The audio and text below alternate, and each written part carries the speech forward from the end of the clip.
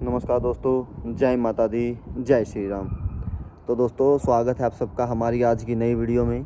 तो आज की जो हमारी वीडियो है, मैं उसमें आपको बताने वाला हूं कि आप आर्मेनिया का वीज़ा खुद से कैसे अप्लाई कर सकते हो और उसमें आपको क्या क्या डॉक्यूमेंट चाहिए। तो मैंने पीछे पहले भी एक वीडियो डाली थी, उसमें आप जाके देख सकते हो। उसमें मैंने पूरा डिटेल बताया हो कि क्या क्या डॉक्यूमेंट हमें चाहिए आर्मेनिया का वीज़ा अप्लाई करने के लिए, जो डॉक्यूमेंट से हमारा वीज़ा ईज़िली आ जाए। अगर किसी भाई ने वो वीडियो नहीं देखी है तो आप जाके देख सकते हो। ठीक है, वीडियो है अभी मेरे चैनल पे पड़ी हुई है, तो उसमें आपको पता लग जाएगा कि आपको क्या क्या डॉक्यूमेंट चाहिए।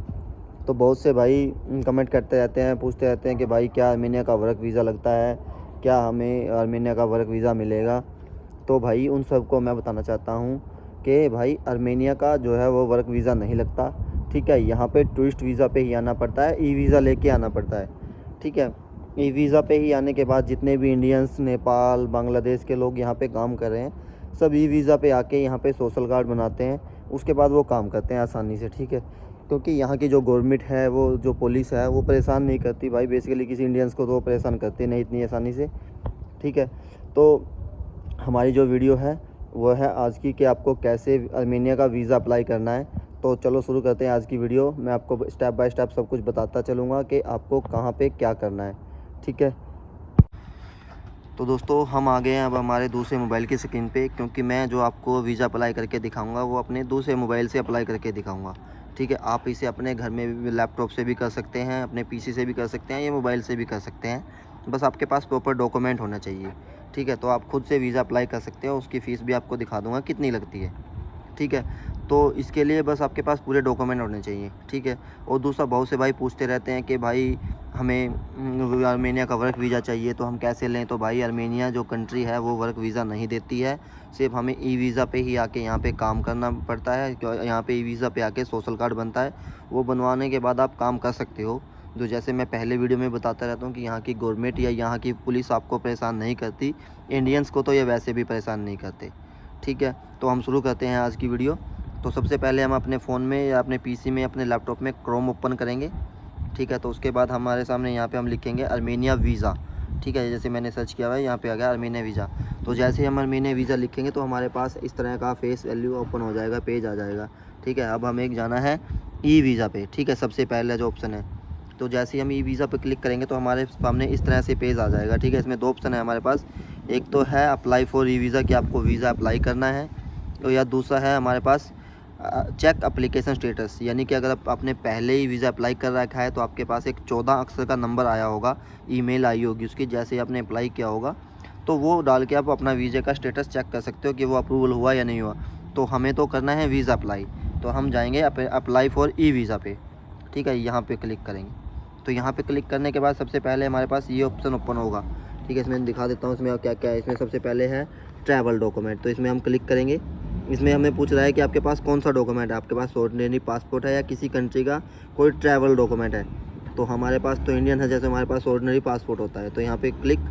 ठीक है, उसके बाद आता है travel document issue by country, issuing country, territory, यानी कि आपका जो डॉक्यूमेंट है वो कहाँ से आपको मिला है, कहाँ से इशू हुआ है। तो उसमें हम यहाँ पे क्लिक करेंगे तो हमारा यहाँ पे आएगा कंट्री नेम। ठीक है, तो ये आ गया हमारा इंडिया, क्योंकि हमारा पासपोर्ट इंडिया से इशू है।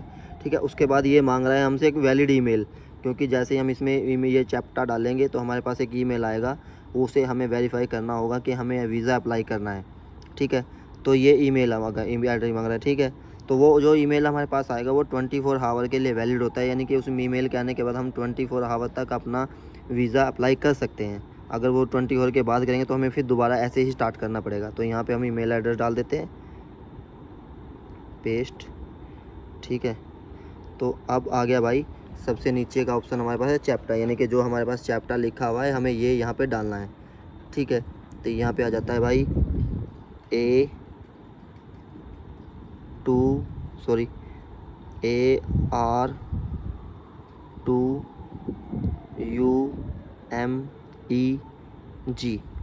ठीक है, तो हमने ये चैप्टर डाल दिया और जैसे ही हम ये चैप्टर डालेंगे, ठीक है, तो हमें करना है नेक्स्ट।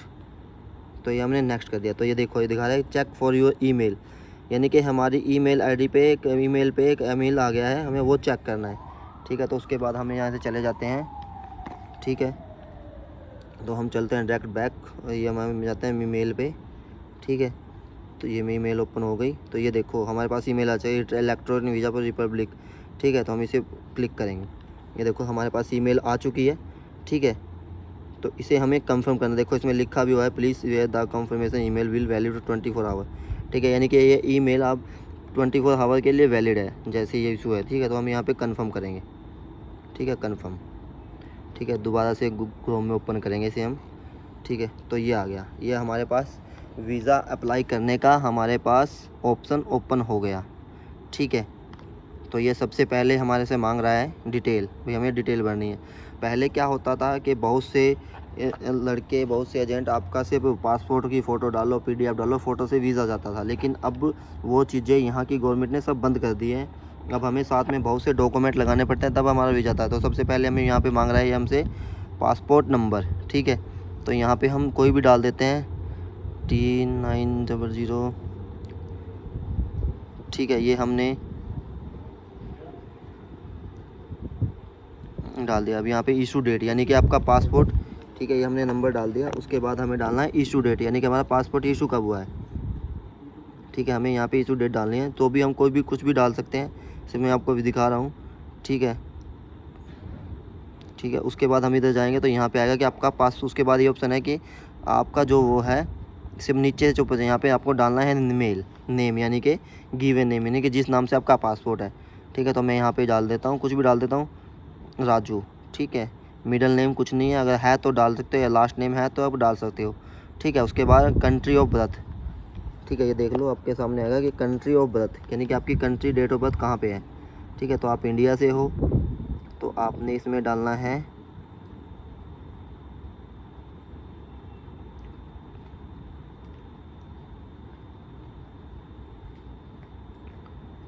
इंडिया। ठीक है, उसके बाद ये पूछ रहा है कि you have ever been convicted to any offence of crime, यानी कि इससे आपसे पूछ रहा है कि क्या आप अपनी कंट्री में किसी क्राइम में इन्वॉल्व हो। तो यहाँ पे आपको ऑब्वियसली नो है तो नो ही रखना है, यहाँ पे यस नहीं करना है। ठीक है, तो उसके बाद हम इस साइड आ जाते हैं। ठीक है, उसके बाद ये पूछा है कि आप मेल हो या फीमेल हो, तो हम मेल हैं। ठीक है, पासपोर्ट की यहाँ पे डालनी है कि जो एक्सपायरेशन डेट है, यानी कि पासपोर्ट की एक्सपायरी डेट कौन सी है, तो हमें वहाँ पे डालना है। ठीक है, यानी कि जो हमारी डेट है 25/7 की थी, तो हमारी 26/7/2034 की एक्सपायरी डेट होगी। ठीक है,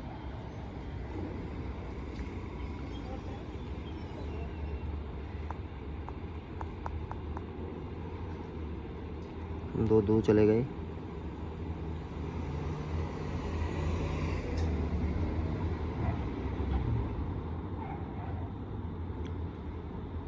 दो 2034।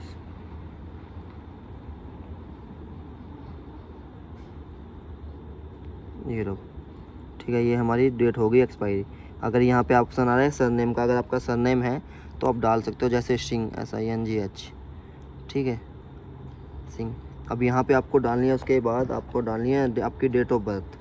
ठीक है, जो भी आपकी डेट ऑफ बर्थ है वो आप यहाँ पे डाल दीजिए, जो आपके पासपोर्ट में है वही डालना है, सेम टू सेम। ठीक है, जो भी आपकी डेट ऑफ आपके पासपोर्ट में आपको वही डालनी है यहाँ पे। मैं अभी कुछ भी डाल देता हूँ। ठीक है, तो ये आ गया, ये हमारा ऊपर का डाटा फिल हो चुका है। ठीक है, ये आप देख पा रहे होंगे। ठीक है, तो ये हमारा ऊपर का थोड़ा फिल हो गया। ठीक है, सब कुछ हमारा आ गया इसमें।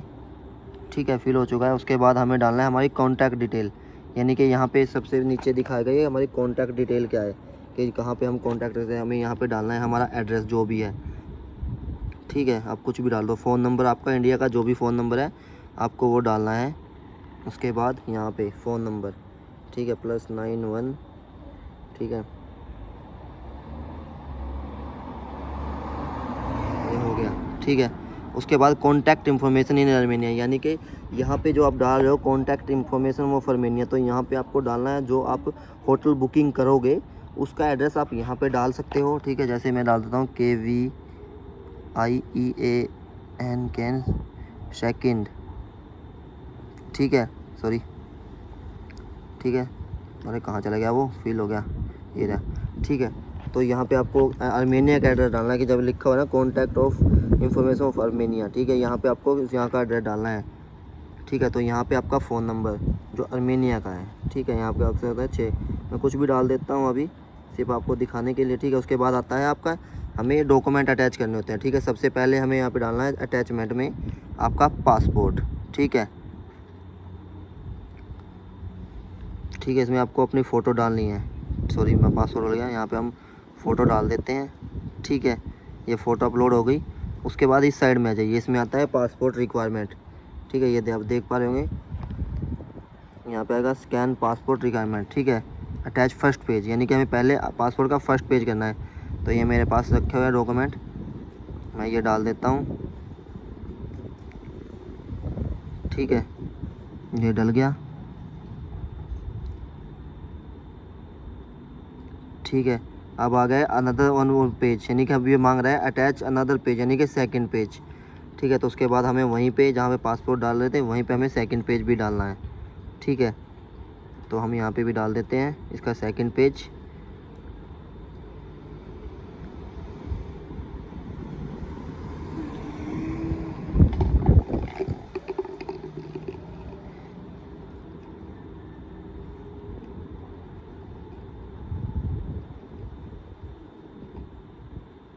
ये हो गया। अब यहाँ पे मांग रहा है स्पोर्ट डॉक्यूमेंट, यानी कि आप देख पा रहे होंगे। तो भाई इसके बाद आता है स्पोर्ट डॉक्यूमेंट, ये मांग रहा है यहाँ पे स्पोर्ट डॉक्यूमेंट, ठीक है। आप देख पा रहे होंगे स्पोर्ट डॉक्यूमेंट हमें डालना है। सबसे पहले डॉक्यूमेंट टाइप में हम जाएंगे, हमारे पास इनविटेशन लेटर का ऑप्शन आएगा, ठीक है। देर होगा ना ज़्यादा,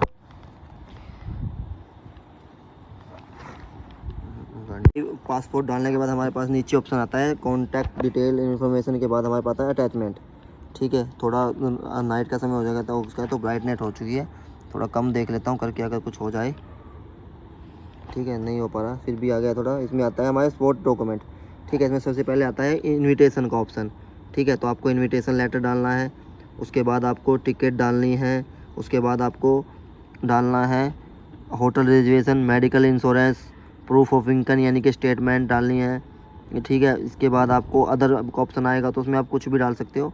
ये साइड में सब कुछ टच, यानी कि जो आप क्लिक करो, पहले इनविटेशन डालना है तो आपको इनविटेशन पे क्लिक किया, ठीक है। उसके बाद आपने कर दिया अटैच, ठीक है। इसमें से आप कोई भी डॉक्यूमेंट उठा लो, यहाँ पे अटैच करना है आपको, ये अटैच हो गया, ठीक है। उसके बाद हमारे पास आता है डॉक्यूमेंट टाइप दोबारा से, फिर हम एयर टिकट डालेंगे, ठीक है, फिर अटैच, ठीक है। ये लो, तो हमें इस तरह से इसमें सारे डॉक्यूमेंट अटैच करते चलना है, ये सारे डॉक्यूमेंट मांगता जाएगा अटैच करें। उसके बाद डॉक्यूमेंट अटैच करने के बाद हम इसमें जाएंगे नेक्स्ट पे, ठीक है। ये हो गया नेक्स्ट, ठीक है। ये ऊपर दिखा रहा है कि हमसे कुछ गलती रह गई है, date of place birth of place नहीं डाला हमने, ठीक है। ये हो गया, ठीक है। और यहाँ पे ये भी था कि आप इंडिया में क्या काम करते हो, ठीक है। थोड़ा दिखने में प्रॉब्लम हो गई है तो कल दोबारा से बनाएंगे। तो इसमें ये था कि आप इंडिया में क्या काम करते हो, ऑक्यूपेशन, यहाँ पे आप कुछ भी लिख सकते हो, मैंने लिख दिया इसमें मैनेजर, ठीक है। तो हम कर देते हैं नेक्स्ट, ठीक है। तो जैसे ही नेक्स्ट करेंगे हमारे पास ये पेज ओपन हो जाएगा, ठीक है। इसमें ये वीज़ा फीस दिखा रहा है कि आपको वीज़ा विजिट पर्पज़ किस के लिए चाहिए आपको, ठीक है। सबसे पहले तो है शॉर्ट टर्म 21 दिन के लिए चाहिए, कितने दिन के लिए चाहिए, शॉर्ट टर्म 21 दिन के लिए चाहिए, लॉन्ग टर्म 120 दिन के लिए। तो हम लेंगे मिनिमम शॉर्ट टर्म 21 दिन के लिए, ठीक है। तो यहाँ पे करेंगे हम next, sorry visa purpose type, इसमें कर देंगे हम टूरिस्ट और बिजनेस, ठीक है। उसके बाद ये हमें दिखा दिया कि आपकी कितनी आपकी फीस लगेगी कि सब कुछ। उसके बाद हमें करना है एंट्री, डेट ऑफ एंट्री, कि हम अर्मेनिया में कब एंट्री लेना चाहते हैं। कोई भी एक डेट सेलेक्ट कर लो जब आप आना चाहते हो, ठीक है। तो इसमें आ गया your visa will be valid for 90 days between 11/9 से लेके 19/12 तक, यानी कि 3 महीने तक आपका वीज़ा वैलिड होगा। इसमें आप 21 दिन का स्टे कर सकते हैं। उसके बाद हम करेंगे नेक्स्ट, ठीक है। तो ये दोबारा से हमारे से सारी डिटेल पूछेगा ये, ठीक है, कि आपको जो भी डिटेल भरी आप चेक कर सकते हो, ये सारी डिटेल पूछेगा, ठीक है। ये सब कुछ चेक करने के बाद हमें करना है आई एग्री, ठीक है। यहाँ से एग्री हो गया, अब हमें करना है नेक्स्ट, ठीक है। ये एग्री करके हम करेंगे नेक्स्ट प्रोसीड टू पेमेंट, यानी पेमेंट, ठीक है। तो ये हमारे पास पूरी डिटेल आ जाएगी कि हमें क्या क्या पेमेंट करनी है, कैसे करनी है। राजू सिंह, ये देखो पूरा कुछ आ गया, ठीक है। तो अभी हमें यहाँ पे पेमेंट का ऑप्शन आएगा कि आप कैसे क्रेडिट कार्ड से करना चाहते हो या पेपाल से। तो हमें क्रेडिट कार्ड से करेंगे तो करके हम यहाँ पे कर सकते हैं, ठीक है। तो ये थी हमारी पूरी प्रोसेस वीज़ा अप्लाई करने की, ठीक है। तो आप खुद से वीज़ा अप्लाई करना चाहते हो तो आप सब कुछ डॉक्यूमेंट लगा के अप्लाई कर सकते हो, ठीक है। तो दोस्तों आशा करूँगा कि आपको समझ में आ गया होगा कि आज की वीडियो में हमें वीज़ा कैसे अप्लाई करना है, ठीक है। थोड़ा लाइट की वजह से थोड़ा प्रॉब्लम हो गया था, लास्ट में कुछ थोड़ा कम दिखाई दे रहा था। कल दोबारा से वीडियो डाल दूँगा। अगर किसी भाई को समझ में नहीं आया अप्लाई करने का तो मैं मुझसे पूछ सकता है, मैं पूरा प्रोसेस समझा दूँगा, ठीक है। उसमें सबसे मेन आज डॉक्यूमेंट जो है वो आपके पास डॉक्यूमेंट होना चाहिए इन्विटेशन लेटर, क्योंकि बिना इन्विटेशन लेटर के आपका वीज़ा अप्रूवल नहीं हो आएगा। क्योंकि पहले क्या होता था कि हमें पासपोर्ट पे और फ़ोटो पे 1-2 डॉक्यूमेंट लगा के वीज़ा मिल जाता था, लेकिन अब यहाँ की गवर्नमेंट ने थोड़े रूल्स चेंज कर दिए हैं। अब हमें बिना उसके इन्विटेशन लेटर के वीज़ा नहीं मिलता, तो हमें इन्विटेशन लेटर लगाना ही पड़ता है। तो ये थी हमारी आज की वीडियो। अगर कोई भाई खुद से अप्लाई करना चाहता है तो मैं उसको अलग से वीडियो भेज सकता हूँ, खुद से अप्लाई कर लेना, ठीक है। तो मिलते हैं हमारी नेक्स्ट वीडियो में। जय माता दी, जय श्री राम।